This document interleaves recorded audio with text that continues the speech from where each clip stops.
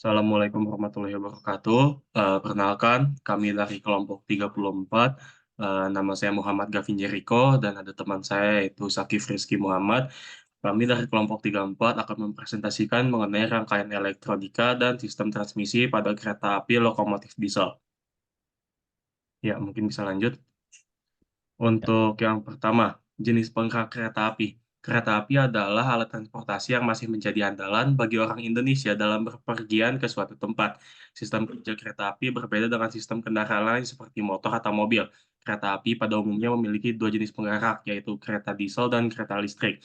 Kereta diesel umumnya digunakan pada perjalanan panjang seperti kereta antar kota atau kereta lokal. Sedangkan kereta listrik digunakan untuk komuter lain seperti pada KRL komuter yang digunakan untuk transit pada area Jabodetabek. Pokok bahasan pada presentasi kali ini adalah elektronika pada kereta lokomotif diesel. Sumber tenaga dari kereta diesel adalah mesin dan bahan bakar diesel, sedangkan kereta listrik menggunakan jaringan listrik yang pembangkitnya jauh dari sistem transmisi. Kereta api juga dibagikan berdasarkan rangkaian kereta, yaitu rangkaian lokomotif serta rangkaian listrik dan diesel. Untuk slide selanjutnya dilanjutkan oleh Sakif. ya. Kereta api listrik dan diesel serta lokomotif. Pada kereta api listrik dan diesel, setiap gerbongnya memiliki penggerak yang sumber tenaganya merupakan diesel atau listrik. Sedangkan pada lokomotif, yang bagian gerbong kereta yang memiliki penggerak hanyalah paling depan dan paling belakang saja. Bahasan inti pada presentasi ini adalah satu, fungsi rangkaian elektronika pada lokomotif, diesel hidrolik dan elektrik. Kedua, sistem transmisi lokomotif, diesel hidrolik dan elektrik. Ketiga, pertimbangan antara lokomotif diesel elektrik dan hidrolik. Baik, untuk yang selanjutnya yaitu lokomotif diesel hidrolik. Lokomotif hidrolik menggunakan mesin diesel untuk sumber tenaga yang menggerakkan pompa hidrolik untuk memompa minyak ke torque converter yang dapat mengubah torsi dan kecepatan antara dua poros yang tak selaras. Torque converter terdiri dari tiga bagian utama, yaitu impeller, turbin, dan stator. Impeller adalah kipas yang dipasang pada poros pompa hidrolik dan berputar bersama mesin diesel. Stator adalah kipas yang dipasang antara impeller dan turbin yang berfungsi mengarahkan aliran minyak hidrolik. Selain torque converter, lokomotif diesel hidrolik juga memiliki sistem transmisi mekanis berupa kopling dan gigi untuk menghubungkan poros turbin dan poros roda. Kopling dan gigi tersebut berfungsi mengatur kecepatan dan maju atau mundurnya lokomotif. Saya lanjutkan. Sistem lokomotif diesel hidrolik juga memiliki rangkaian sistem bantu yang berfungsi untuk mendukung pengoperasian lokomotif.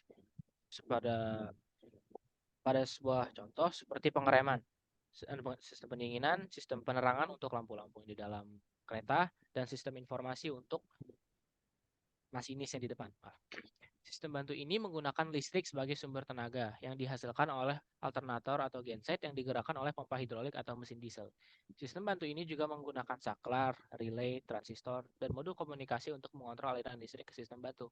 Sistem bantu ini juga menggunakan microcontroller, sensor, dan layar LCD untuk mengatur mode sistem bantu sesuai dengan kondisi lokomotif dan situasi pada lokomotif tersebut. Dilanjut oleh Gavin. Baik, yang selanjutnya yaitu lokomotif diesel elektrik. Lokomotif diesel elektrik menggunakan mesin diesel sebagai sumber tenaga utama yang menggerakkan generator listrik. Generator listrik berfungsi untuk mengubah energi mekanik dari mesin diesel menjadi energi listrik yang akan dialirkan ke motor traksi untuk menggerakkan lokomotif. Motor traksi terdiri dari dua bagian utama, yaitu stator dan rotor. Stator adalah bagian yang diam dan memiliki belitan kawat yang membentuk medan magnet. Rotor adalah bagian yang berputar dan memiliki kumparan kawat yang terhubung dengan poros roda. Untuk mengendalikan kecepatan dan torsi motor traksi, diesel lokomotif dilengkapi elektrik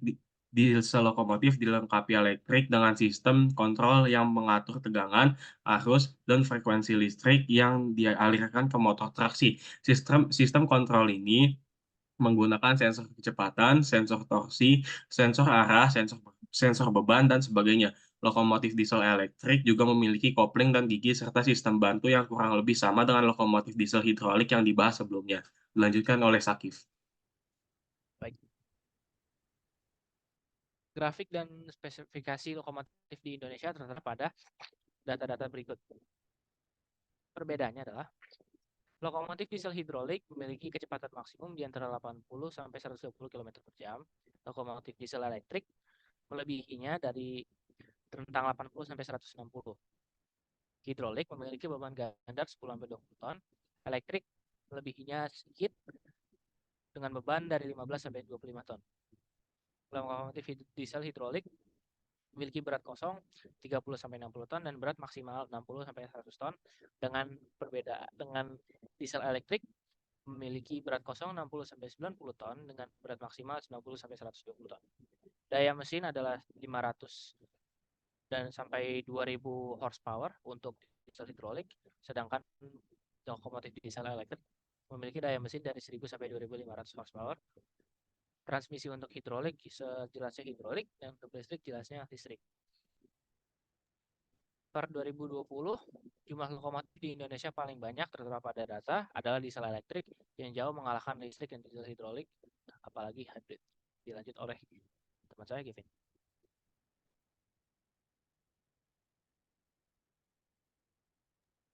Baik, yang selanjutnya yaitu rangkaian elektronika pada lokomotif diesel hidrolik.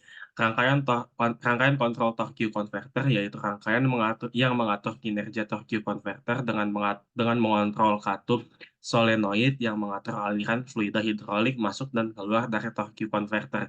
Rangkaian ini menggunakan sensor tekanan, sensor kecepatan, dan sensor temperatur untuk mendeteksi kondisi torque converter dan memberikan sinyal kontrol yang sesuai.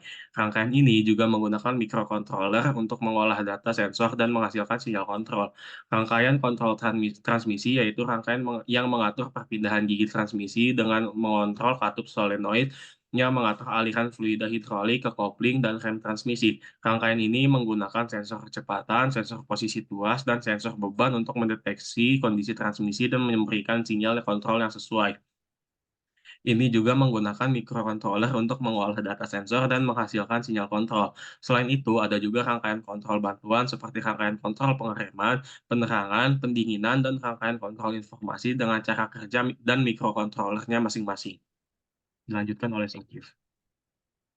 Ya, makasih.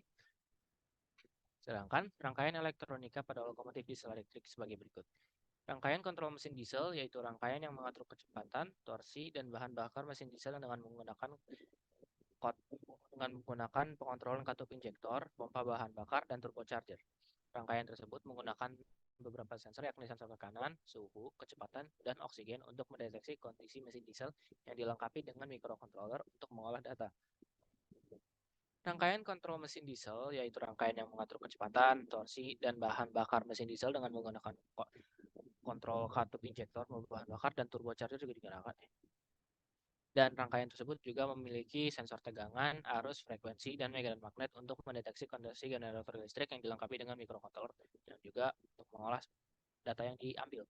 Rangkaian kontrol motor traksi yaitu rangkaian yang mengatur kecepatan, torsi, dan arah putaran motor traksi dan dengan mengontrol tegangan, arus, dan frekuensi listrik yang dialirkan ke motor traksi. Rangkaian tersebut menggunakan sensor kecepatan, torsi, arah, dan beban untuk mendeteksi kondisi motor traksi dan memberikan sinyal kontrol yang dilengkapi microcontroller, inverter, dan modul PWM untuk mengolah data. Rangkaian kontrol sistem bantu, yaitu rangkaian yang mengatur sistem bantu lainnya seperti sistem pengereman, sistem pendinginan, sistem penerangan, dan sistem informasi. Rangkaian ini menggunakan saklar, relay, transistor, dan modul komunikasi untuk mengontrol aliran listrik ke sistem bantu. Dilanjut oleh rekan saya, Muhammad Kevin. Silahkan. Baik, yang selanjutnya yaitu sistem transmisi pada lokomotif diesel hidrolik. Transmisi diesel hidrolik yaitu sistem transmisi di mana tenaga yang dihasilkan penggerak disalurkan ke elemen yang digerakkan melalui media cairan. Dalam hal ini adalah minyak pelumas khusus. Prinsip kerjanya adalah putaran mesin diesel digunakan untuk memutar pompa yang akan memompa minyak sehingga minyak tersebut memproduksi tenaga alir yang kuat untuk memutar roda lokomotif. Di sini ada gambar skema dari sistem transmisi pada lokomotif diesel hidrolik, yaitu ada beberapa keterangan di gambar ini. Di nomor satu yaitu ada mesin diesel, di nomor 2 ada turbin, di nomor 3 ada pompa, dan di nomor 4 ada roda lokomotif. Dan yang selanjutnya akan dijelaskan oleh Sakif. Sistem transmisi pada lokomotif diesel elektrik. Mesin diesel dihidupkan seperti pada kendaraan lainnya dengan memutar kontak starter pada ruang masinis sehingga menghasilkan putaran dan putaran tersebut langsung dikoppel ke generator. Arus listrik dari generator utama tersebut didistribusikan ke motor-motor listrik yang terdapat pada pada kolong lokomotif sehingga motor listrik tersebut dapat berputar dan dihubungkan langsung ke roda lokomotif. Jumlah motor listrik pada tiap lokomotif tergantung pada jenis lokomotif. Misalnya lokomotif berkode BB, maka jumlah motor listriknya ada 4 buah. Sedangkan lokomotif berkode CC memiliki jumlah 6 motor listrik. Mengendalikan putaran atau kecepatan lokomotif bisa dengan menaikkan dan menurunkan putaran diesel atau dengan memberikan hambatan pada arus listrik sebelum masuk ke motor listrik. Seperti slide sebelumnya, di sini dilengkapi dengan skema dengan 7 legenda. Yang dengan nomor 1 adalah mesin diesel, nomor 2 adalah generator, nomor 3 generator batu, nomor 4 generator pembangkit, nomor 5 baterai, nomor 6 motor listrik, dan nomor 7 roda lokomotif. Dan berikutnya akan Kevin lanjutkan.